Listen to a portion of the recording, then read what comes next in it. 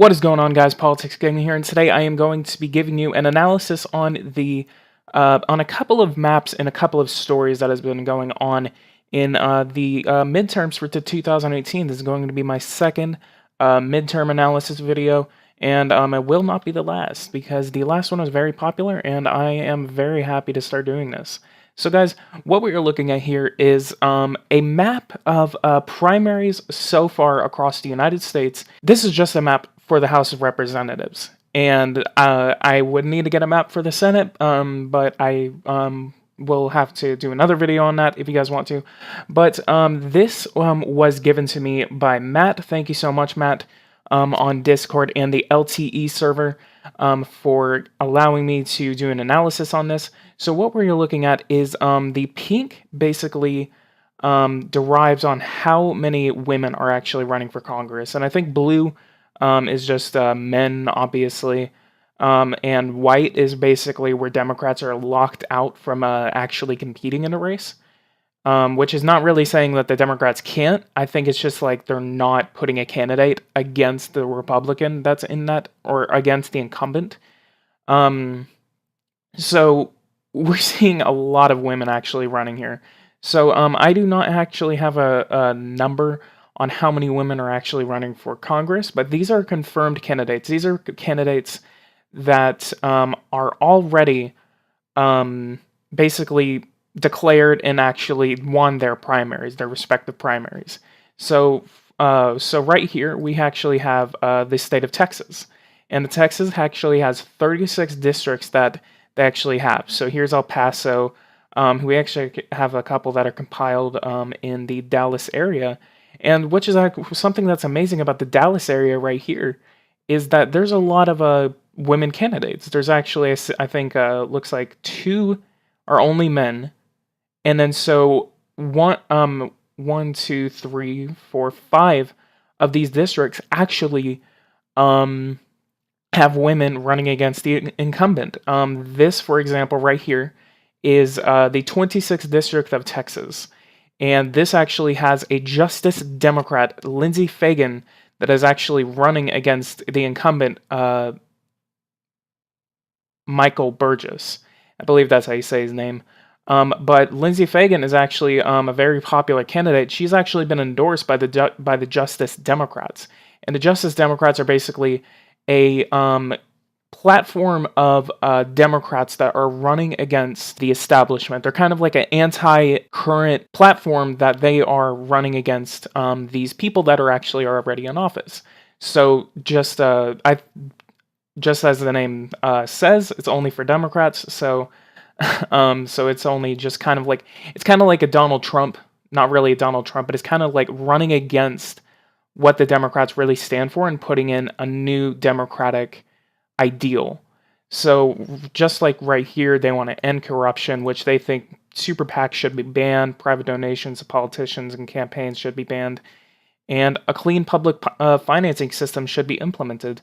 Basically that political campaigns would actually be funded via public funding. So only the federal government, you can only run your campaign through federal funds. This is actually prevalent in the Federal Republic of Germany, in which the only way you can actually fund your campaign is by using federal funds. So this is something that is actually prevalent in countries such as Germany, in federal republics that do not really allow for private donations to actually go to candidates. So I think the Supreme Court has effectively legalized bribery, and so Article 5 convention, basically this means that we need a constitutional convention to actually do this. So the only way we would actually be able to implement something like this for federal money to only be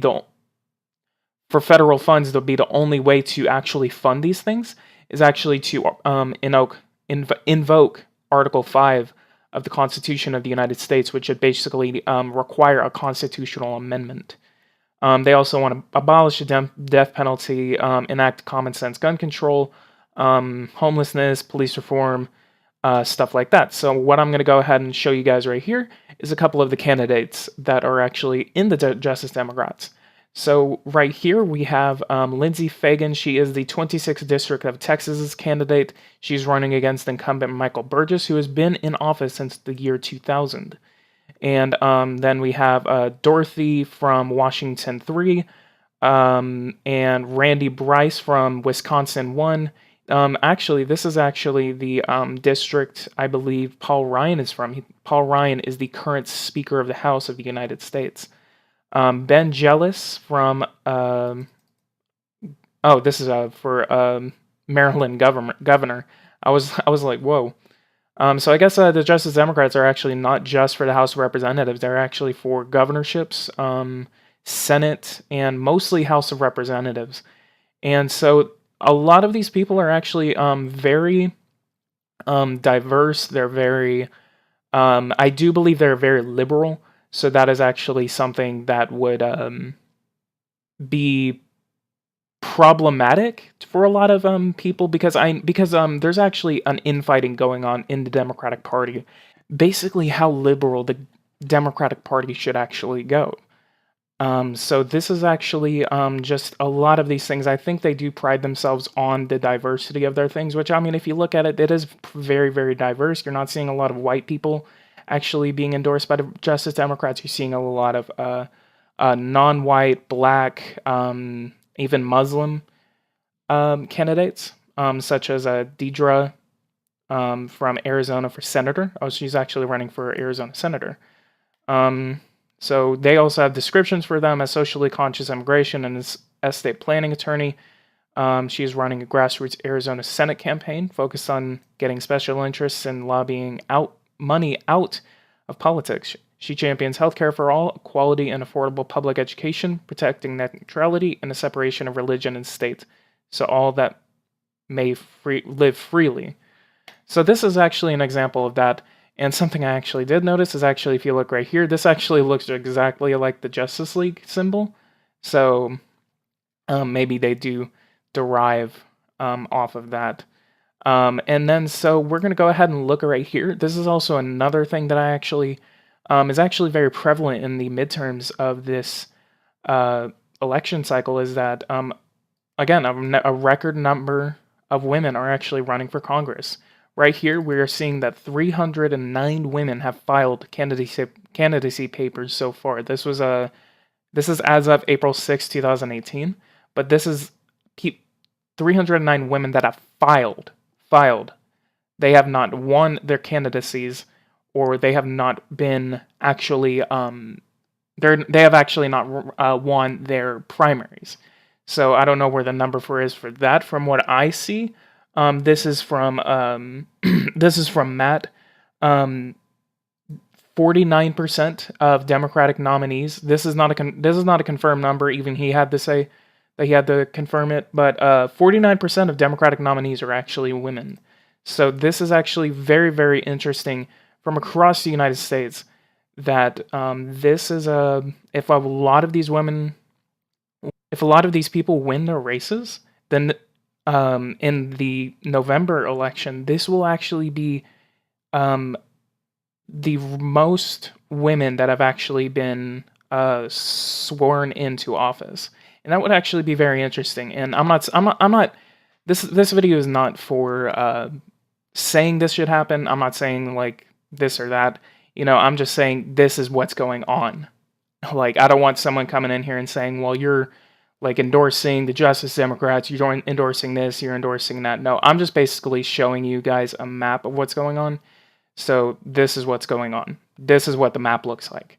So, and then what we're also going to look at is 2018 Congressional retirement trackers. There's actually a record number of Republicans that are actually retiring.